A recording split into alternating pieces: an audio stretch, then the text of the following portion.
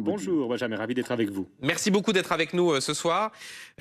Votre pays a été touché le 7 octobre par les plus grands massacres de juifs depuis la Seconde Guerre mondiale. Plus de 1400 morts, plus de 200 otages. Je vous le rappelle, donc, comme vient de le dire Patrick, vous avez été Premier ministre. Est-ce que vous pensiez un jour qu'une telle horreur pouvait arriver ? Non, à vrai dire, non. Chaque jour, vous savez, j'ai passé du temps dans le sud, dans un village qui a été attaqué. J'ai parlé à des personnes, on a entendu des histoires.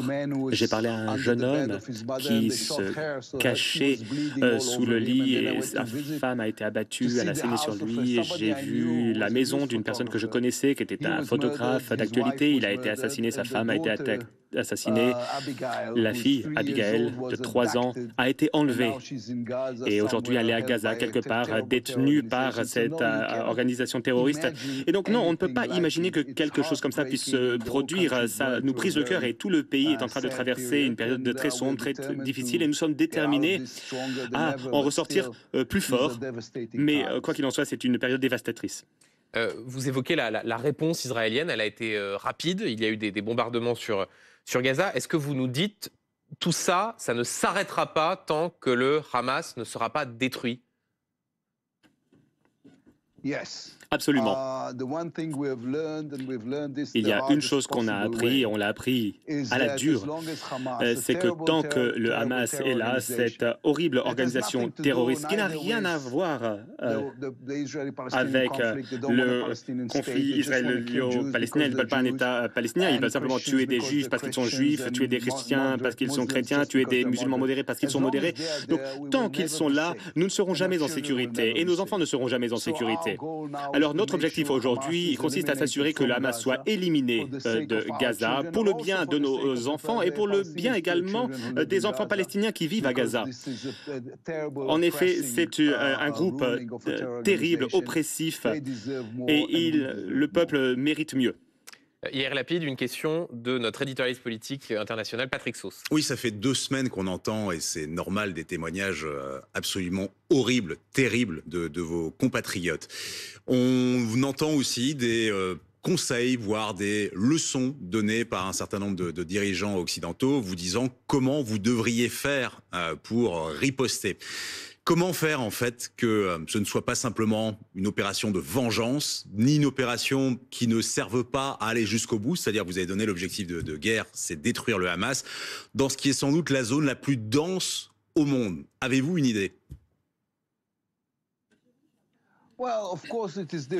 Alors, la situation est difficile et la réponse est difficile. Nous avons parlé au peuple de Gaza et cela n'avait jamais été fait par le passé. Nous leur avons dit par où nous allions entrer dans Gaza, par où ils devaient quitter les zones de combat, comment ils pouvaient se mettre en sécurité ou quitter les zones de conflit. Le problème, c'est que le Hamas essaie de contenir cette population en les menaçant par les armes. Ils tuent nos enfants et ils tuent leurs propres enfants. Vous avez tout à fait raison, c'est une zone de guerre très difficile, très sensible, mais nous n'avons pas d'autre choix. Nous devons protéger notre peuple, nos enfants. Nous allons respecter le droit international parce que nous sommes une démocratie après tout. Et nous apprécions le fait que le monde soit très impliqué, que les dirigeants donnent leurs conseils. Nous avons de formidables amis qui font partie de cet effort. Le président Macron est un bon ami de l'État d'Israël et un très bon ami personnel également. Il a fait preuve de soutien et ce soutien est apprécié. Le fait que la communauté française soit derrière nous et exprime sa compassion pour la souffrance que nous ressentons, c'est une nécessité. Nous n'avons pas demandé cette guerre, mais nous allons nous assurer que nos enfants aient la possibilité de vivre en paix et sans vivre sous la menace des terroristes.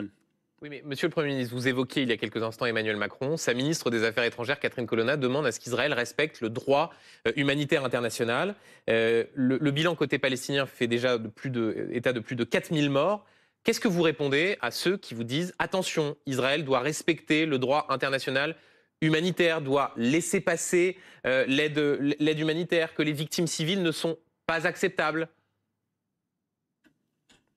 Eh bien, ce que nous avons à répondre, c'est que nous respectons le droit international humanitaire et dans le cadre de ce droit, nous avons le droit de vivre.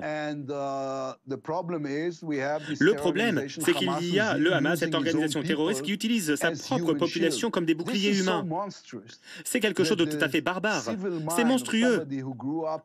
Vous avez une personne qui avait grandi dans un monde occidental et il n'arrive pas à comprendre le concept de bouclier humain. Il y a des personnes qui utilisent cette population comme bouclier humain, mais voilà ce que fait ce régime ridicule contre lequel nous nous battons. Et nous faisons tout ce qui est dans notre pouvoir pour éviter que des innocents perdent la vie. Mais une fois de plus, c'est la guerre, et la guerre est atroce. Et nous ne menons cette guerre que parce qu'ils sont venus massacrer nos enfants. Il a fallu réagir, il a fallu agir. Alors je suis tout à fait désolé, nous ne sommes pas prêts à mourir en silence. Sur le bilan humanitaire à Gaza, vous saviez déjà que vous n'auriez droit à aucune erreur. Et en quelque sorte, ce qui s'est passé à Gaza, le bombardement ou l'explosion, nous essayons d'utiliser le mot explosion parce que la France, sa position officielle, c'est de dire on ne sait pas qui a fait ça. Mais vous avez senti sans doute que le Hamas avait gagné une bataille, celle de la communication, sur cet épisode-là. Pourquoi? Parce que, sans aucune preuve, ils ont été les premiers à dégainer l'information. Vous êtes un homme de médias aussi. Comment arriver à ne pas rester simplement dans la réaction? Parce qu'on peut bien imaginer que pendant ce temps-là, l'armée israélienne était en train de chercher des preuves, qu'elles sont venues, mais c'est trop tard en 2023. Comment faire la guerre aussi sur ce plan-là?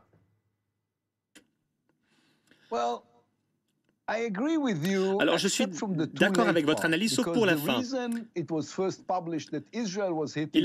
Il a été dit qu'Israël avait frappé l'hôpital, mais aujourd'hui tout le monde sait que c'était un mensonge, c'était une attaque ratée du djihad. Mais le Hamas a dit qu'Israël avait bombardé cet hôpital. Alors premièrement, nous ne le faisons pas. Nous sommes des êtres humains. Nous ne bombardons pas les hôpitaux. Cela n'a rien à voir avec le droit international humanitaire. C'est tout simplement une question d'humanité. Mais le plus important, pourquoi autant de médias internationaux ont publié ce qu'a dit le Hamas sans vérifier les faits? Qu'est-ce qu'ils pensaient? Ils pensaient qu'une organisation terroriste qui massacre des femmes âgées, qui décapite des bébés, qui brûle des personnes vivantes, n'allait pas mentir? Ce groupe ment. Ils mentent au quotidien. Ils ont compris que les médias occidentaux pouvaient facilement être manipulés. Et les médias occidentaux doivent faire montre de plus de prudence lorsqu'ils recueillent des informations auprès du Hamas. Le Hamas est un groupe organisation. Israël, c'est une démocratie occidentale. Alors, si nous disons aux médias internationaux, attendez quelques minutes, vérifions les faits. Eh bien, attendez les 20 minutes. Je pense qu'il vaut la peine d'attendre ces 20 minutes. Vous pensez que les médias internationaux sont lus dans les rues d'Amman, de Téhéran, de Bagdad, et vous avez bien compris aussi que depuis plusieurs années, les gens ont de toute façon, même en Europe, même aux États-Unis, un biais par rapport à ce qui se passe en Israël. C'est-à-dire que avec cet épisode, les gens s'étaient de toute façon fait leur avis.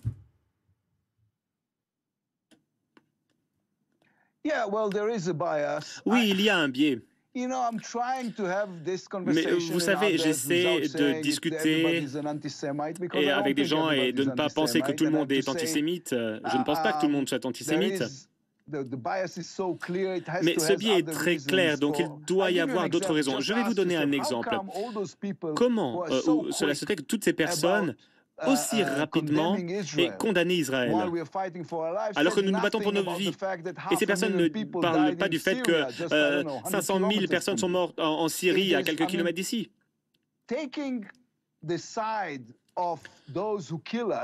Se mettre du côté des personnes qui nous tuent, c'est douloureux. Essayer d'équilibrer ce qui n'est pas équilibrable, c'est la racine du mal. Il faut savoir clairement ce qui se passe. Je suis ravi que vous me posiez cette question, Benjamin, parce que, vous savez, il est important d'éduquer la population quant à ce qui se passe réellement ici. C'est très important. Ce qui se passe ici, concrètement, c'est que des personnes sont rentrées dans le foyer d'Israéliens innocents et ont massacré leurs enfants. Et tout ce que nous faisons aujourd'hui, c'est nous défendre. Monsieur le Premier ministre, 2 otages américaines ont été libérés par le Hamas vendredi soir. Est-ce qu'il faut, selon vous, assumer de négocier avec ce mouvement terroriste pour sauver des vies innocentes? Nous essayons de déterminer ce qui se passe par différents canaux et nous allons le faire. Cette guerre ne sera pas terminée tant que le Hamas ne sera pas détruit.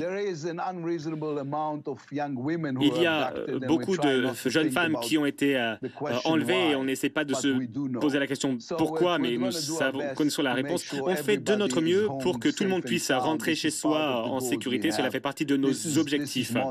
En tout cas, c'est une situation tout à fait atroce. Ce sont des actes monstrueux et je n'ai pas les mots pour les décrire. Monsieur le Premier ministre, ces derniers jours, plusieurs chefs d'État occidentaux se sont rendus en Israël. Le président américain Joe Biden, bien sûr, le chancelier allemand Olaf Scholz, le Premier ministre britannique Rishi Sunak.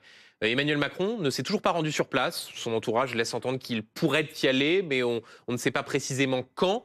Est-ce qu'Israël, est-ce que vous attendez avec impatience la venue du président de la République et est-ce que cela peut servir à quelque chose ?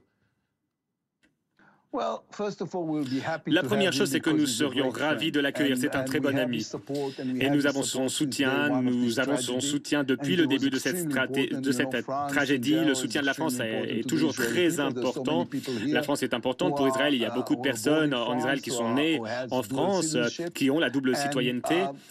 Vous avez dit au début de cette interview que j'avais créé un parti centriste pour essayer de changer un petit peu le paysage politique israélien. Eh bien, c'est un petit peu la même histoire avec le président Macron et nous sommes amis depuis. Nous apprécions énormément son soutien et s'il a la possibilité de venir, ce serait formidable, évidemment, ce serait formidable. S'il peut venir, bien évidemment, tout l'État sera ravi de l'accueillir. Vous êtes une sorte d'Emmanuel Macron israélien ?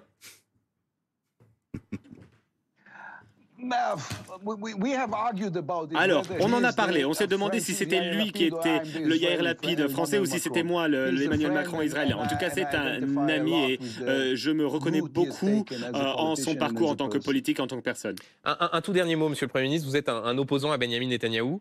Vous avez d'ailleurs refusé d'intégrer le cabinet de guerre qu'il a composé. Quelle est sa part de responsabilité dans la crise que traverse actuellement Israël et est-ce que vous dites ce soir il devra rendre des comptes ? Il y aura un moment pour traiter cette situation. Tout le monde est en colère, tout le monde est triste aujourd'hui. C'est la nature humaine, évidemment, d'essayer de pointer quelqu'un du doigt. Mais en définitive, aujourd'hui, la situation que nous devons gérer est une situation très importante. Nous avons une guerre à mener, il y a des enfants à ramener à la maison. Il y a trop de sujets et donc on ne peut pas essayer de rejeter la faute. Le moment sera venu un petit peu plus tard.